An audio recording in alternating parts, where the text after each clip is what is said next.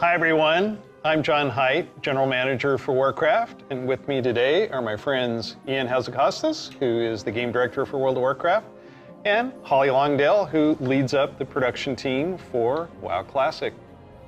I really appreciate you tuning in. I know we're really excited to be able to give you updates on what's happening in World of Warcraft. But first I want to thank our community for all the feedback you've given us this year, and especially our Community Council. You've helped shape and influence the updates that we've done recently and what you're going to see in the upcoming year. I mean, really, for Shadowlands in particular, the story of the last 9 months or so of this expansion is all about the community, and it's shaped by what we've been hearing from them, and us realizing as a team that we just collectively needed to do a better job of making sure the community felt heard, and so that led us to the changes we made in 9.1.5, but also really re-examining some of the assumptions and foundations of World of Warcraft about things like character investment and mains versus alts, or how catch-up should work, or the appropriate role of friction in our systems. And I think 9.1.5 represented a step in the direction of letting players have more freedom to play World of Warcraft the way they want to play it.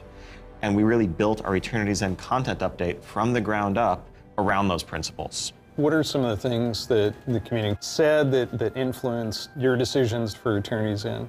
Things like the method and pacing of acquisition of the Covenant Legendary item, tons of tuning, and I think every step of the way, we were listening to make sure that we were carrying forward those lessons learned in the course of 9.1.5 into Eternity's End and beyond. So WoW Classic came about because of the community. Yeah, they continue to help guide and support us as Classic evolves. World of Warcraft has always been about the world and the players that inhabit it, and we are in a lot of ways curators and caretakers of that journey and of that experience. And so once this Classic community formed and grew, we had to listen to them. It's this tide of listening to the community and paying attention to what is a good experience for our players now. And where we really saw a sea change in this idea is with our Season of Mastery realm, which is a Season of Fresh Start Classic. And initially we were talking about it like it was going to be like a fresh start. Let's try this experiment in a season. It'll be about a year long.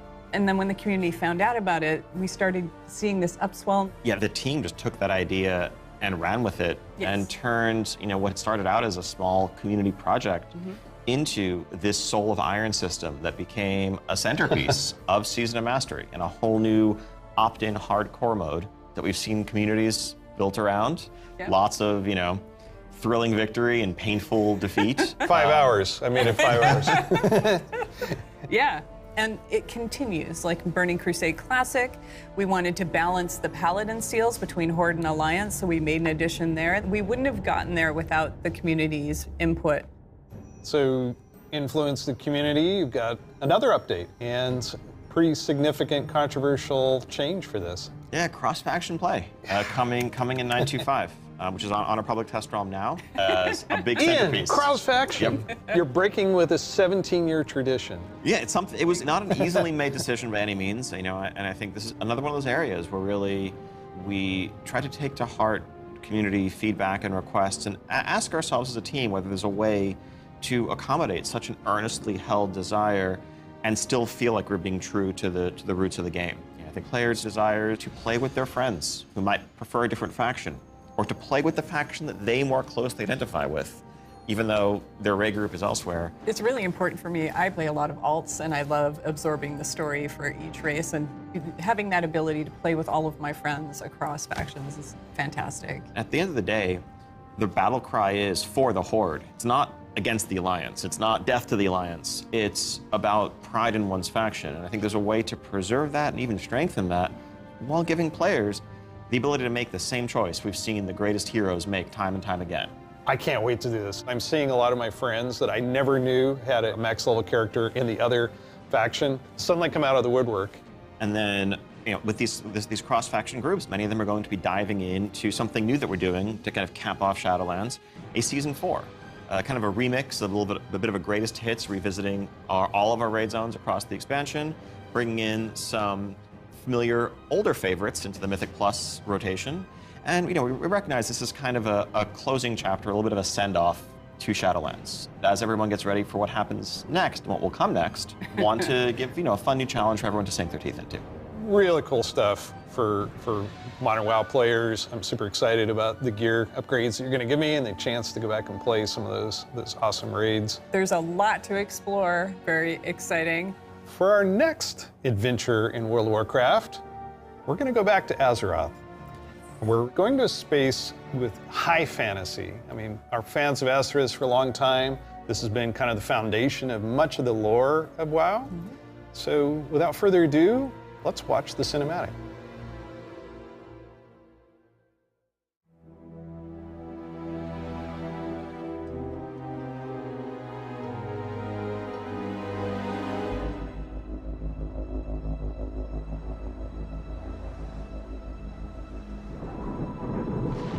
The world has been sundered. It cries out in pain. We must go to its aid. We entrust our ancestral home to you, the Watchers.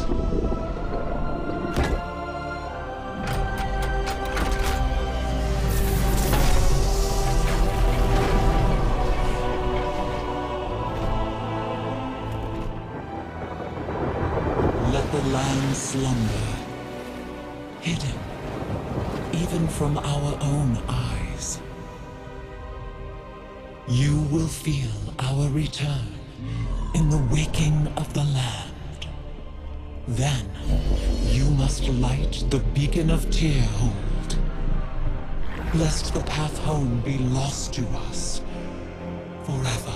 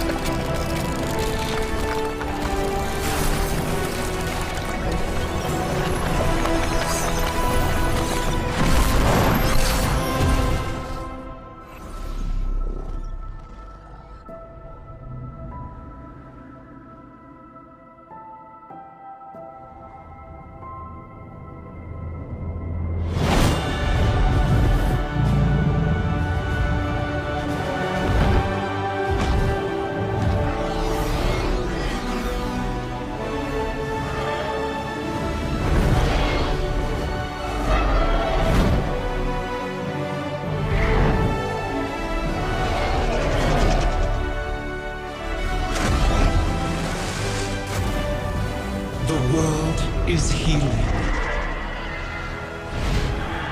But her fate is yet uncertain.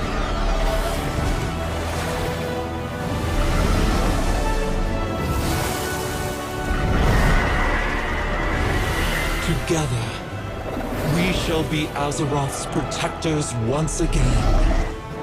Here, the new age of dragons shall begin.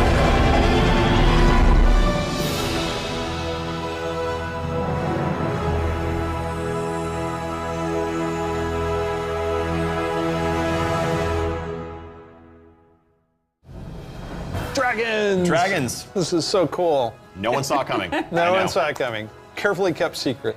But seriously, I mean, what did we just see there?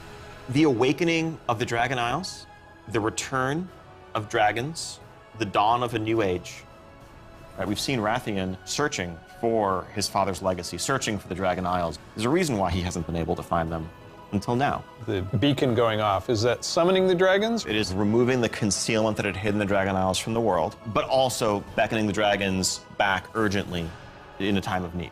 I assume pretty good variety of locales within the Dragon Isles? Yes. The Dragon Isles, as kind of standard for WoW expansion, consist of 5 zones, 4 standard leveling zones, and a new starter zone that we'll get to in a second. Can you talk a little bit about how the team found ways to thread the dragon aspects throughout the environments? The Dragon Isles are a place that is lush and primal, bursting with elemental energy. As Azeroth herself reawakens, those primal forces are expressed throughout the environment, whether it's magma activity, volcanic activity, whether it's the icy wastes of the Azure span, and each one of those has a connection to a dragonflight that we've seen before. And it's going to be an amazing place for players to arrive at and explore. All right, you know I'm going to ask. Yes, okay, so... Can I be a dragon? Let's start getting into some features here and what Dragonflight means for you as well as just a place. So first off, yes, we have an all-new playable race, the Dracthyr race. Yeah. This is a draconic race, but dragons in Warcraft have the ability to take on a humanoid form. What classes can they be? They have unique abilities as literally a dragon. That doesn't quite fit any of our existing classes. And so what we're doing is this is not just a new race, but it's also a new class. You know, adding a new race to World of Warcraft, and not just an allied race, is something that we don't do lightly, but telling this expansion, this story, so focused around dragons, felt like the perfect time for it. So if you are a Dracthyr, you will be the Evoker class. Dracthyr can only be Evokers, Evokers can only be Dracthyr. And the reason why only a Dracthyr could be an Evoker is that an Evoker is really combining the ability to call upon the magic of the different aspects with the unique physical gifts that a Dracthyr has, the ability to actually take flight and do an Onyxia-style strafing deep breath over the battlefield, land on the other side, knock everyone back with a wing buffet, and then unleash your magical abilities. Yes, please. The Evoker has 2 specializations. They're a hybrid of either range DPS or healer, and they wear mail armor. We figured, you know, with the new hero classes we've added over the years, we have enough melee, we don't need more of those. And also probably don't need any more leather wearers. The raid leaders are going to love you for that. Exactly. This is definitely a hero class. And so that means that, you know, like the Death Knights before them or Demon Hunters, they will be starting level 58, and then they're going to have a new starter zone. So they're going to have a slightly different journey into the Dragon Isles as opposed to the rest of us that are sailing there from other parts of Azeroth. Can you talk a little bit about the customizations? Like what is going to be able to identify my Dracthyr character? Basically anything and everything. You know, skin color, hair color, jewelry, tattoos, other adornments. You can make this character the expression of your identity in Azeroth. New zone, new class, Yep. new race. Well, tell us about some of the system updates or features. So, of course, the new expansion brings with it, you know, new systems, new features. I think in recent expansions, one of the things we've tended to do is really have these deep features that were closely tied to a specific expansion that would then get left behind as we moved on. Mm-hmm. And we've heard loud and clear from players that, you know, it's kind of a bummer to start off every new expansion by leaving a large part of your character behind, by leaving a large part of your progression behind. So this time around, what we're doing is really pouring all of our energy into permanent revamps, overhauls, and improvements to World of Warcraft's core systems. Things like our progression systems, in this case, our talent system is something that we want to completely revamp. We want to take a look at our UI. We want to take a look at professions. So with the talent revamp and the arrival of Classic, did you learn anything about how our talents work? I think seeing a new generation of players play with those talents and work through those talent trees really underscored some of the things that, frankly, we lost when we shifted to the Mists of Pandaria style talents and beyond. A big piece of that was some of just the granularity, the feeling of getting a level and spending a point to customize your character to make yourself a bit better in some specific way. But also, that sense of hybridity that you could have.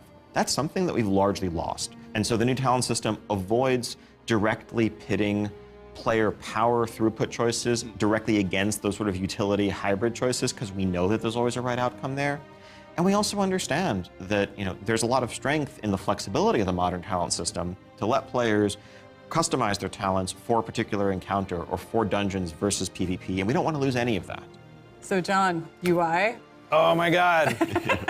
Yes, I got this 30-inch monitor trying to keep track of where I am on the map, all my buffs, and over here, what's going on in chat. It has literally made my eyes go like this. So, yep, you're not alone in that. We've made a lot of incremental changes and additions over the years, but really this is a revamp, this is an overhaul. And so we're excited to really modernize the look and feel while staying true to the origins of World of Warcraft. Now, at the same time, we're not looking to take away the sort of power user customization there. Add-ons are still there if you want them, but we want a much better default out-of-the-box experience for all players, new and old alike. and can I reduce elements, remove elements, if I want to explore the world and see the beauty of Azeroth? When it comes to specific elements, as much as possible, we want to let players choose what to show and what to hide so that they can control it themselves. You mentioned professions. I have a critical question about this. Go on. Can I wear a chef's hat? Yeah, I knew it. Our approach to professions in Dragonflight is really all about delivering on fantasy and identity as a crafter. And so if you want to be a serious blacksmith, if you want to be a great leather worker, we want to deliver the ability to invest time and energy into that, become a master crafter, be able to make items that are in demand, interact with the community.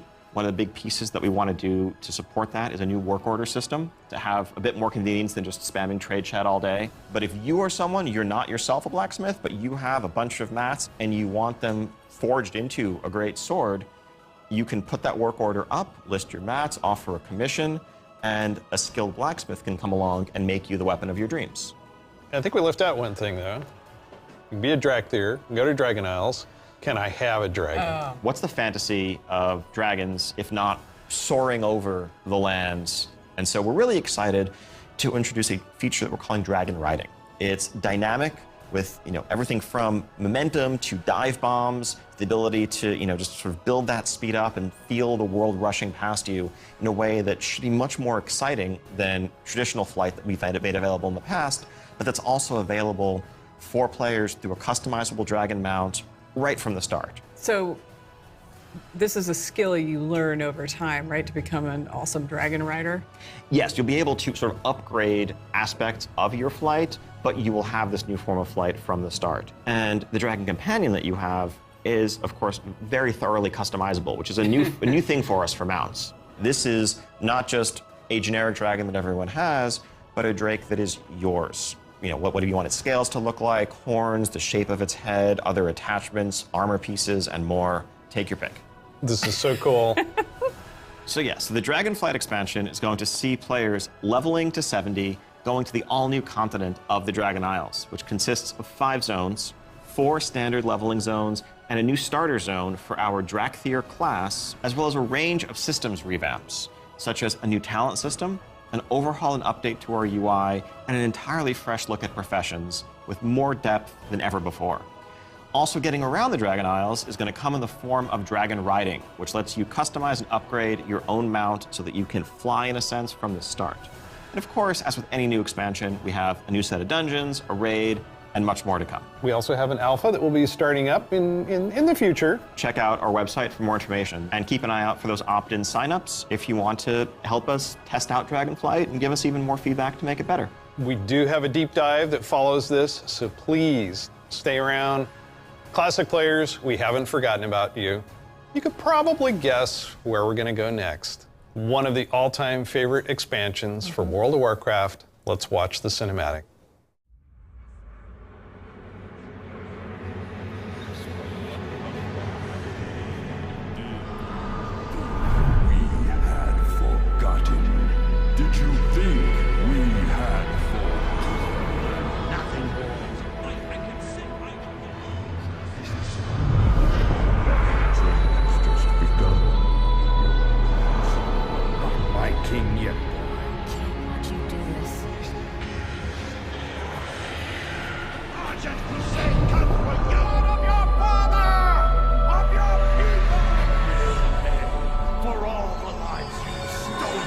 son, the day you were born, the very forests of Lordaeron whispered the name Arthas.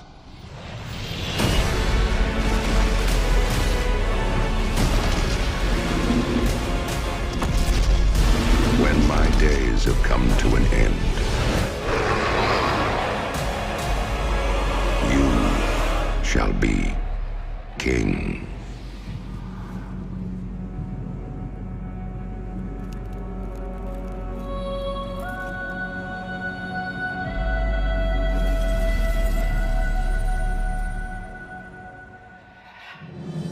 It's just incredible, isn't it? Every time I see the cinematic, I get chills. No pun intended, I get chills. As you saw, Wrath of the Lich King Classic is coming this year. It brings back so many memories. When you see that cinematic, what do you remember from Wrath of the Lich King? Anytime you want to talk about undead frozen dragons, how can you not go back to Sindragosa as the source? That was the first expansion I played with my youngest son.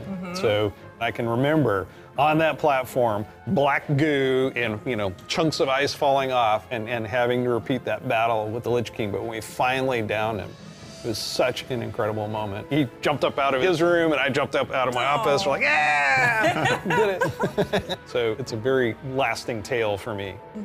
So as you know, with this expansion, you will, in pre-patch, be able to play the Death Knight. They will start at level 55. You don't have to have a high-level character to make a Death Knight, so everyone will be able to make one. We're excited to give players some time before Wrath officially launches to get geared up and ready to jump into Northrend with everybody else. And there are so many zones and areas to explore in Northrend, and I want us to talk about some of our favorites. So for me, Grizzly Hills has a very special place in my heart. The music was some of the best I've experienced in World of Warcraft. I still make my way all the way up to Storm Peaks to try and find the time-lost proto-drake and have yet to get it. I've got to say Dragonflight. The wide open nature of the zone, Wormrest Temple in the center of it, it's an unforgettable expansion as both a developer and a player and kind of making that transition from one to the other. Now let's talk about some changes. So one thing we looked at is Dungeon Finder, and it feels like how we envision Classic, Dungeon Finder is not a good fit for our community. That was kind of the first step that may have eroded some of that social fabric. Now, as people have gone through the experience of going back to vanilla, rebuilding those groups, relying on each other,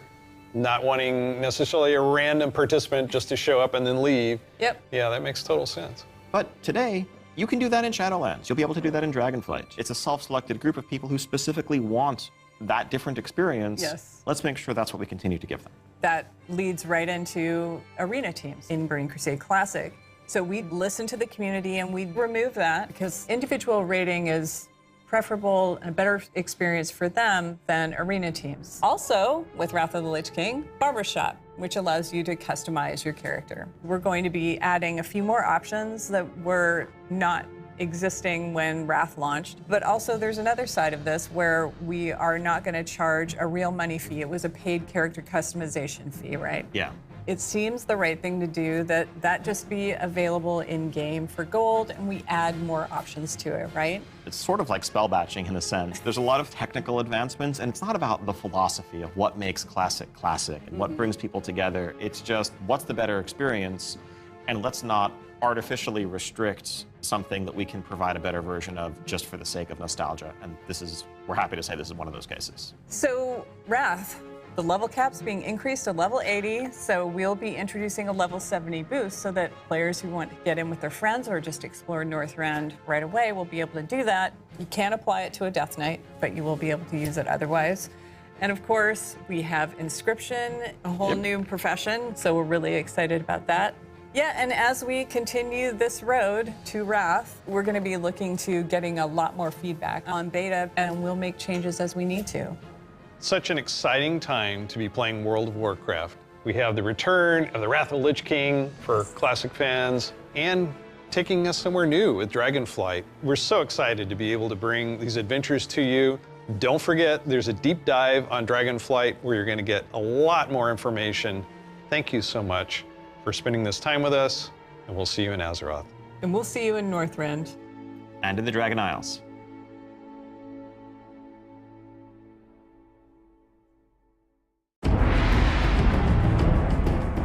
Hi there, welcome to the Dragonflight Deep Dive. I'm Steve Denuser. And I'm Taryn Gregory. Starting it off here, we're going to talk about the setting and the story of Dragonflight. We've got this great expansion, exciting pre-render trailer that everyone just watched. So let's talk about the setting for Dragonflight, the Dragon Isles. Dragon Isles have been known for a long time in Warcraft history as a mysterious place where the dragons came from long ago, but we never knew much more than that. We're going to this place that is kind of the broodlands of all the Dragonflights, the place where they nested, where they built their civilization. The Dragon Isles was the center of the Dragon's kingdom when the world was young and the mortal races were just starting to form kingdoms of their own.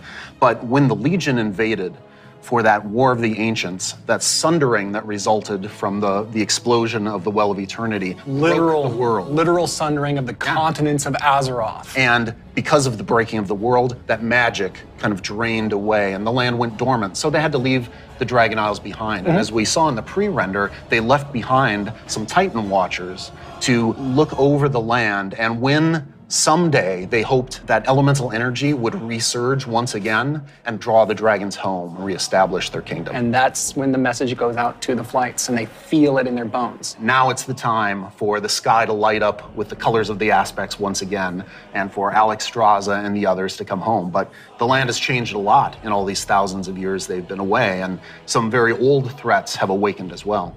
We're looking into the culture of dragons as they exist in Warcraft. Dragons, as we know them today, were very different in the early past, the early history of Azeroth. They were much more primitive, much more savage, what we now know as proto-dragons. And then some of the dragons were empowered to become the aspects. The green flight, red flight, blue flight, bronze flight, black flight, each with unique powers, each with the ability to protect the world in different ways. These pillars of draconic power appointed to defend Azeroth from threats within and without. Dragons used that power both for good, in the case of most of the aspects, but also for nefarious reasons in the case of the Black Dragonflight led by Neltharion, who would become Deathwing. And what we will find in Dragonflight is that some of these ancient divisions run deep. And so it begs the question, where do we go from here? If this is an opportunity to reclaim their legacy, to be the protectors, as the cinematic mentioned, that they once were. To do that, they're going to need the help of our heroes, our players, to come to the Dragon Isles with them and face some of these reawakening challenges, because it's not just that this land is peacefully waiting for the dragons to return and reclaim it. There's those old enemies that have awakened as well. Yeah.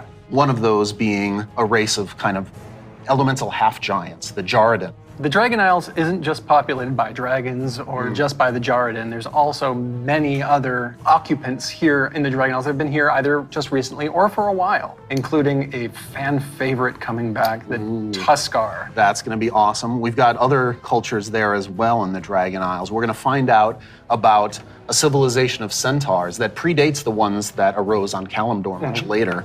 And some of our favorite characters that we've seen over the last few expansions, such as Rathian. And whether he's ready to step up into a leadership role, or if there are other alternatives out there that would be better suited to the job of being the aspect of the Black Dragonflight. I think one thing the players are going to be really excited about this expansion is the new playable race, the Dracthyr. That's right. And this is something that Neltharion, before he was Deathwing, before he went full crazy world dragon, that he put into motion? Neltharion saw those primalists that were kind of breaking away from the aspects and what they wanted. And so in those first experiments, he took the essence of dragons, their strength, their nobility, their wisdom, and he combined it with that scrappiness, that adaptability that the mortal races had. And he wanted to use that to create the ideal soldier in his mind, the Dracthyr. Exploration is really one of the key themes of this expansion. We're going to be going to this ancient place that the dragons left behind long ago. So we've made these huge zones with all kinds of places to delve into and find little treasures and little secrets tucked away. It's going to be a lot of fun for players to be exploring these landscapes. And there's so much architectural history and how clearly aspirational was the kingdom of the dragons and how it lost so much. And the themes of trying to return to that, to try to find your legacy, to try to figure out who you were before everything went awry. But there's questions, thematic questions of What does it mean to be true to your legacy? Are we going to repeat the mistakes of the past? The dragons have had to learn those lessons just like the mortal kingdoms have had to. And I think that's one of the reasons why the dragons see this now as the time that they have to return and they have to step up once again as protectors of Azeroth. We're helping the dragons because the dragons have helped us in the past too. So by using the Explorers League and the Reliquary together, that allows us to delve into some of that history. And when I look upon the Dragon Isles and all of its visual splendor, I get so excited for the prospect of a truly Azerothian adventure alongside Kalecgos, along with Rathian, Ebonhorn, with Ysera's daughter Marithra, as each one of them is trying to find their own flight. I am taken by the exploration and the potential for adventure and just new horizons within this world. There's going to be old stories from that time past, that history that only the dragons knew for the longest time. We're going to be able to explore that. It really feels like just a breath of fresh air. So now we're going to turn things over to some of our colleagues who will take you on that deep dive into the locations and the features of Dragonflight. Hello, I'm Stephanie. I'm Josh. I'm Jackie. And I'm Gary. And we're part of the teams that are building the first two zones that you'll encounter in the Dragon Isles, the Waking Shore and the Onaran Plains. The very first zone in Dragonflight you're going to come to is the Waking Shores. It's wild, untamed land. It's waking up around you too, and the elements are just going crazy. The art team again has hit it out of the park. You'll see like a lava mountain flowing in through the beach, giant proto-dragons swooping down, gobbling up members of your expedition. We have such rife opportunities to show elementals rising up because of the crazy magic that's flying around. The one of the things I love is just how you get to the Dragon Isles, right? So you're gonna get on your boat in Stormwind or Orgrimmar, and the first thing you do is sail between like the dragon ruin architectures. The boats come right alongside each other. You can jump from one boat to the other and just start causing havoc on the other faction's boat. For those who love PvP, this is a great opportunity for war mode. Sure. It's free for all out there. It's gonna be great. But it's okay. There's an innkeeper on the beach, so that if you're in that situation and you don't want to be in war mode anymore, you can just hop out right there. The Reliquary and the Explorers League are working together. The Horde and Alliance are sending an expedition together. It's not the military, it's not the soldiers. This is the scientists, the settlers, exploring this new land. So it's a lot more optimistic tone. One of my favorite things about the Waking Shores is the Red Dragonflight, led by Queen Alexstrasza, the Lifebinder. They have the mandate of nurturing and protecting all life, which means Horde and Alliance, Gorloks, trolls, everybody. So they take that duty seriously. When the Horde and the Alliance come to the Waking Shores, they want to be there to help guide the people through the new land and welcome them. But they're not the only one in the Waking Shores. We have the ancestral home of the Black Dragonflight there too, which has fallen on tough times since Deathwing's descent. And so Rathian's coming over to the Isles with us, and he's gonna try and come to terms with the state of the Dragonflight, which is a few loyal Draconids and Dragon Spawn trying to hold their ground. What can the future of the Dragonflight be if it's just Rathian? Because it's not just the dragons that are coming back to the Dragon Isles, but also their longtime rival, the Jarden. I love the Jarden so much. They're half giants that wield the power of magma. And when the Waking Shores and the Dragon Isles went to slumber, they also slumbered.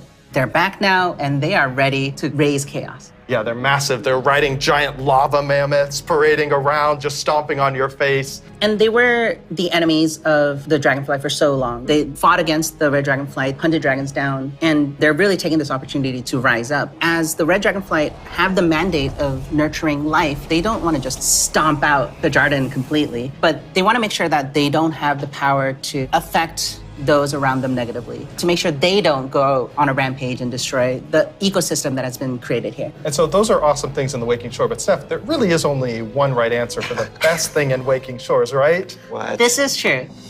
Ducks. We finally have those webbed feet hooligans in our game. We cracked the technology. They We got can them figure in. it out. They Yep. can fly. You should be proud. Thank you. It's going to be awesome. The Onaran Plains come right after the Waking Shores. It's so breathtaking at first glance. The Onaran Plains are big, wide open plains, and the player is going to be constricted a little bit, and then you see this big contrast of a zone. We don't always get that opportunity, that cinematic moment where the player can have a framed view when they see this area. Come out and you got that postcard shot love of that. the plains.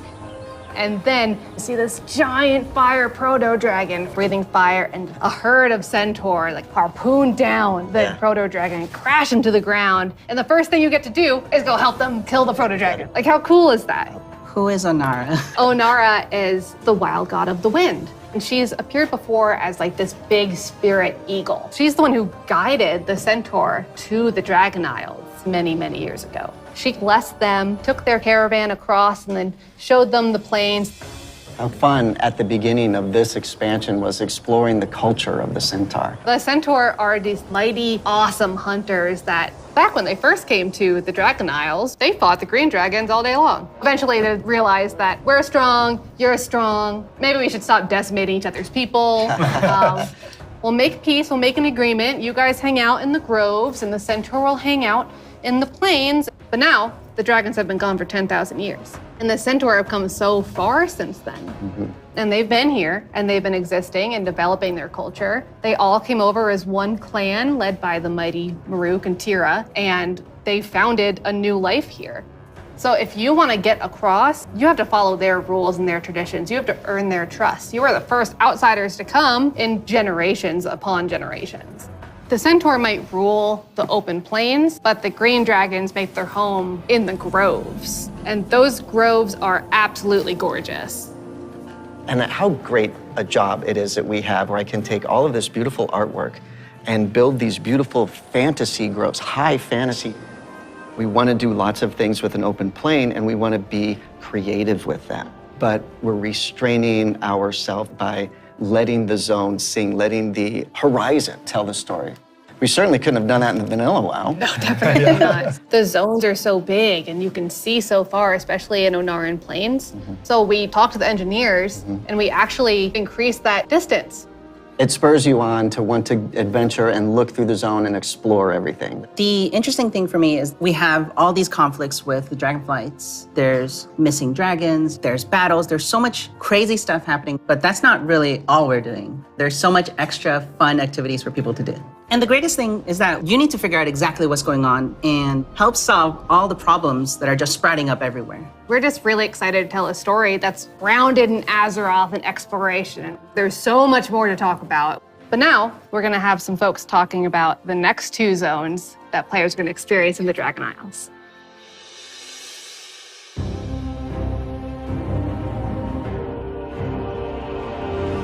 Hello everyone, my name is Kate. I'm Christy. I'm Kate. I'm Sean. We're going to talk today about Thaldraszus and the Azure Span. So Azure Span is going to be the third zone that players adventure through, and it's one of our biggest zones that we've done in the Dragonflight, maybe even to date. We knew it was going to be like the largest visual elevation change, and it really started with this great concept art. When we first were taking a look at the design, we kept coming back to one of our favorite Wrath zones, which was Grizzly Hills. And we really wanted to take that, but wowify it more. And I don't know if you've ever been up to the Bay Area, but in the morning, that coastal fog comes in and dips down into the redwoods and that sun shines through. That's really what we wanted to encapsulate with this forest. And not only we have redwoods, but we've got all different types of trees. Eventually, it'll break open into this wide open tundra that's just golden and red, and you'll reach up to another level of elevation where you get to see the snow. The majority of the zone is covered in snow and ice. We have giant frozen waterfalls, ice rivers as far as the eye can see. And Sean, I know in the forest, we can expect our first creatures. We have a small group that lives there called the Gnolls. These Gnolls are all throughout the forest and Azure Span. They've made this their home. Some Gnolls with strange magic that we're going to find out what exactly that's about. Snow Gnolls, or as I call them, the Snolls, up in the winter area. And then some regular Gnolls that are just going to be around the forest area. So then we go into the big open tundra where we meet our second group, the Tuskar. It's going to be really neat to explore their culture a lot more. And those kids are adorable. I absolutely love the Tuskar. Honestly, all my downtime's probably just me hanging out with the Tuskar. So it's been a little while since we've seen them. We remember the Tuskar from Wrath of the Lich King. They're also getting a nice, cool up-res for their models, along with expanding their culture. So there are going to be male Tuskar, female Tuskar, Tuskar kids. So we're going to fight alongside them, which includes help from a certain group of dragons, the blue dragons. We're going to follow the story of Kalagos, our blue dragon buddy from the Kirin Tor, and he's going to be adventuring into Sindragos' archives. It's a giant zone. There's a lot of surprises. When we're done there, we head over to Thaldraszus. Thaldraszus. It's really incredible because you will be going through some of the previous zones and seeing a lot of ruins for the dragon buildings. But when you get to Thaldraszus, everything is perfectly intact. It's beautiful. It's pristine. It is the seat of power for all 5 dragonflights and home of the dragons. It feels that way with the huge vertical mountains. We've got these great cave systems where you may end up finding little dragon hordes. My favorite Dragonflight right now is the Bronze. They've got a really cool area in Thaldraszus, and their magic is time. There's so many cool story hooks that we could dig into there. There's so many cool gameplay options. And we have a little bit of an adventure for players. It's gonna be a lot of fun. I can't wait. We really wanted it to feel like their old stomping grounds. One of the really cool features is going to be the main city and player hub for this expansion, Valdrakken. It is a culmination of all of the dragon's efforts to put together what a city would look like. So we ended up having a bunch of really fun small vignettes where you can see that the blue dragonflight is hosting a public library, and the red and green dragonflights both have their own separate gardens. We'll also have some convenient services for players, including an auction house in the city, which will be really nice if you're looking for more exotic wares. The thing that really sold me on Thaldraszus was the initial concept art we got of Tyrhold. Oh, yeah. Wow. And this is a 10,000-year-old Titan technological marvel. Tyrhold has these awesome aqueducts that actually come out from the structure all the way to the city across the valley. And in the cinematic, there's just this amazing shot where you see Alexstrasza swoop under one of them, and there's splashes of water cresting across her wings. So when players are flying around themselves, they get to have their Alexstrasza moment. What an incredible place, and filled with so much history.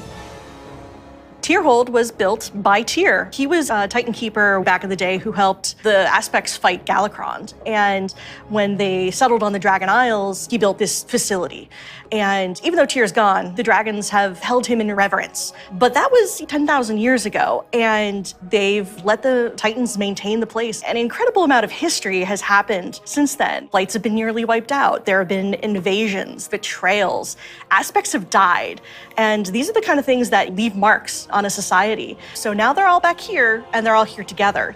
As we were designing the zone and the city itself, we're trying to figure out, how do we tell those stories at the same time as making sure that this is a really convenient place for players to go and, go shopping, as they tend to do. So much adventuring happening on the Dragon Isles. It's so cool. As a player, you probably don't have your own dragon wings. You are going to learn the art of dragon riding. It's so vertical, and I'm just excited to dive off the tops of towers and swoop under things. It's actually one of the things that we're about to learn about next. Hi, I'm Jake. I'm Andy. I'm Kali. And I'm Graham. And I'm really excited to talk to you guys today about the Dracthyr Evoker, our new race and class coming in Dragonflight. We're here to talk about not only the Evoker, but also dragon riding, which is our exciting expression into the exploration of the Dragon Isles. We knew with a dragon-themed expansion, we wanted to let you play a dragon. Not a big dragon, Alexstrasza size. That'd be tough to fit into raids. I'm sorry, Jake. Okay. I know. It's fine. But a draconic humanoid. So the Dracthyr, created by Neltharion. And like our other hero classes, you get to choose if you want to start on the Horde or Alliance side on character creation. So let's talk a little bit about the Evoker, the class they can be. What's unique about it is because the Dracthyr are created by an aspect, they have the ability to wield the magic of all 5 dragonflights. So Evokers can take advantage of red magic and blue magic and bronze magic. And to show that, we created a visual, what we call a prismatic effect. This prismatic effect is basically the coalescence of all their energy as they channel it into whatever spell that they're going to cast. You have a red magic spell called Pyre. So when you shoot it out of your mouth, it twirls in the air with all 5 of the Dragonflight's magic as it turns into the red spell before landing on your enemies and exploding and hopefully burning them. I'll take that one. Getting that vibe across that they use all 5 was really important to us, but we did want to make sure that each specialization focused on 2, because casting 5 different colors gets a bit messy. So their damage dealer specialization, their first of 2, Devastation, mostly focuses on red and blue magic. Red being very fast and explosive, burning everything with Pyre. whereas blue is more focused and overwhelming. You can shoot a beam of energy out of your mouth to disintegrate one single enemy in front of you. There's a healer spec called Preservation. The healer spec is going to focus mostly on your green and your bronze magics. So your green is going to be evocative of the Emerald Dream, your growth and your nurturing spells. And then you have your bronze magic, which is going to be more timey-wimey. So you get to heal a wound faster. So in addition to the visuals and the animation, which all make you feel very powerful, we really wanted the player to have a physical connection to the cast. We have a new type of spell called Empower, where when you actually hold down the button on your keyboard, it charges up the spell. The longer you charge it up, it might do more damage or hit more targets depending on the spell, but it gives you this really physical connection and control that's new for World of Warcraft and I think is feeling really, really good. We have some great animations. Thank you, Andy, your team. You love it, Andy. You feel physical when you're casting your spells. You can actually fly around the battlefield and cast while you're flying. Raining fire and death from above. It's great. In addition to the gameplay, though, another part of feeling draconic is looking like a dragon. Well, we talk about dragons breathing fire, but you know what's actually fire? What's actually These fire? customizations. Oh my goodness. But no, they're really, really They're cool. awesome. Because you have both your draconic form and your humanoid form. And the customization options for both of them are amazing. They're very good. What about color? Just tell me you tell can us about the change color. You can do a lot of matching. So your Visage form can have scales that are the same color as your Dracthyr form. But my favorite, super favorite part of customization for the Visage form, hair. Yeah. Because I can actually do this in game. Yeah. The tech is here. We finally did it. As players make their way through each of the areas of the Dragon Isles, they'll partner up with the Dragonflights to move through the air as they've never done before. You'll notice I did not say flying, because flight has a very specific meaning for World of Warcraft. Yeah, it does. And we're talking about something new called dragon riding. And as the players are honing their dragon riding skills, they're going to get to see all new animations that go along with the different look and feel of the drakes. We're aiming to shake up movement with this new system, providing players with a deeper immersion with forces like momentum and gravity. We knew that for Dragonflight, we were going to have the opportunity to show players a whole new set of Dragon Isle drakes, completely unique from all the other things they've seen in World of Warcraft. And so we wanted to come up with a movement system that would add that sense of physics, weight, and gravity, like you were mentioning. We knew it was going to take a huge team effort, not just animation, but it was going to take effects.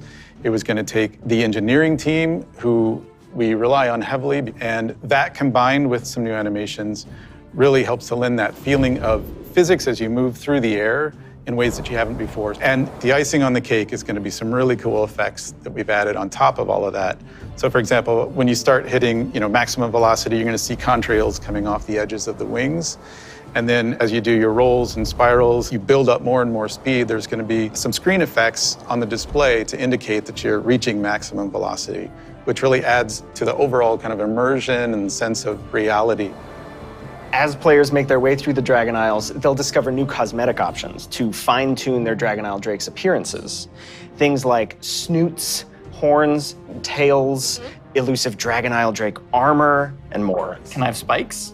Definitely. Okay. We want to provide players with all new skills to play with, as those who can use their momentum well can reach higher and higher heights, and bring on new, more difficult challenges. We just have so many new gorgeous options to choose from, and I'm just so excited for all of them. I'm excited for the whole thing. I mean, it's been a lot of fun to work on, but I can't wait to actually get in the game, play it with you guys. I can't wait. I can't wait to fly around Dragon Isles. This is gonna be great. Next up, you're going to hear about the talent revamp and the UI changes coming in Dragonflight.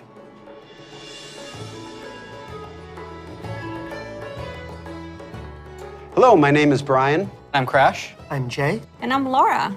We are very excited to share we are finally revamping the WoW HUD UI. And it is also time for a major revamp to talents and specializations.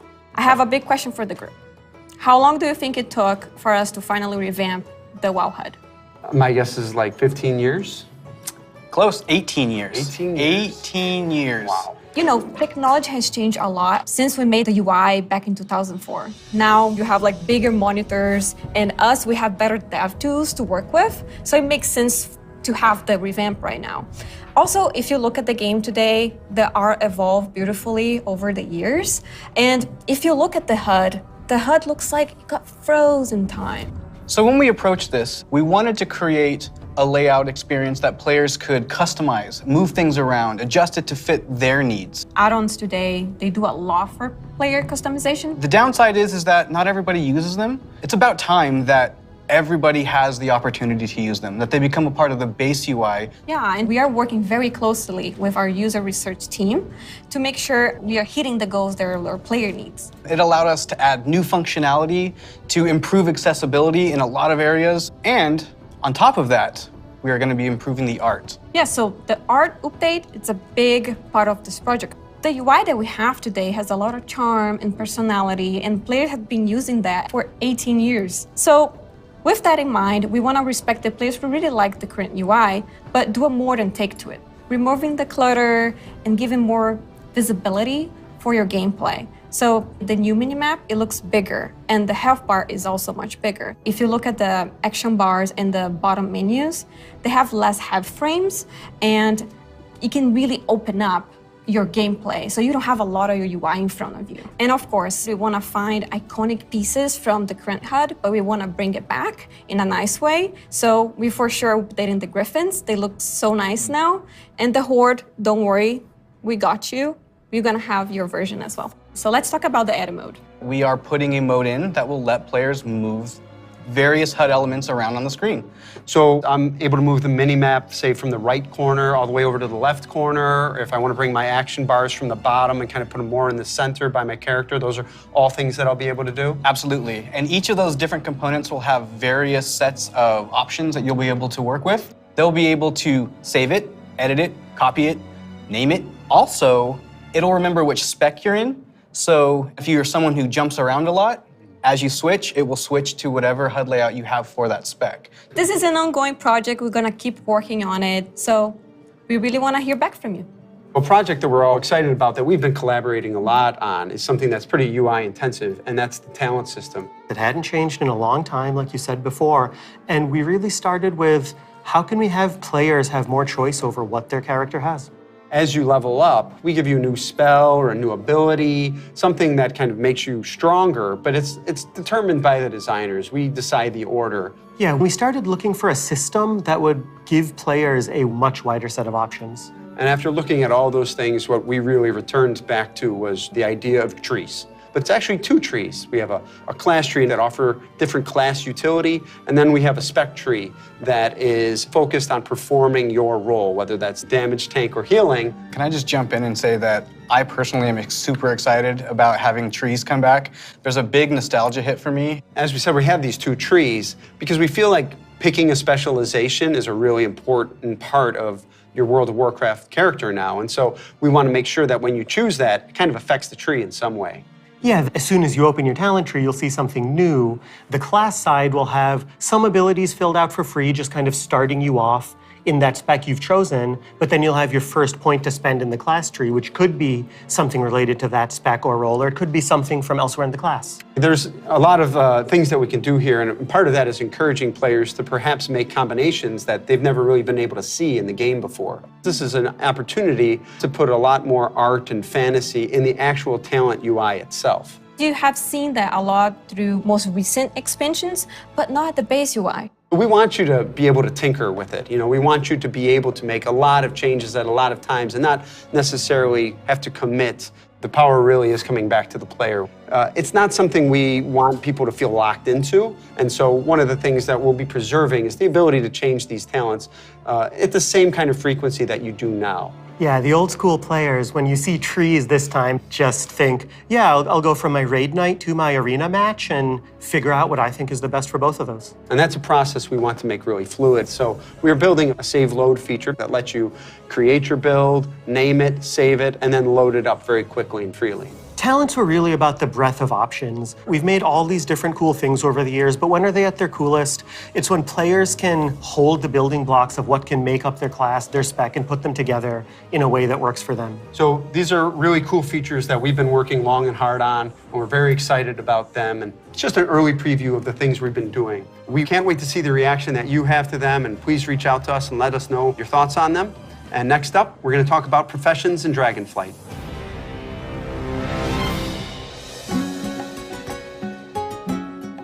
Hi, I'm Joanna. And I'm Eric, and we're going to talk about our plans for professions in Dragonflight.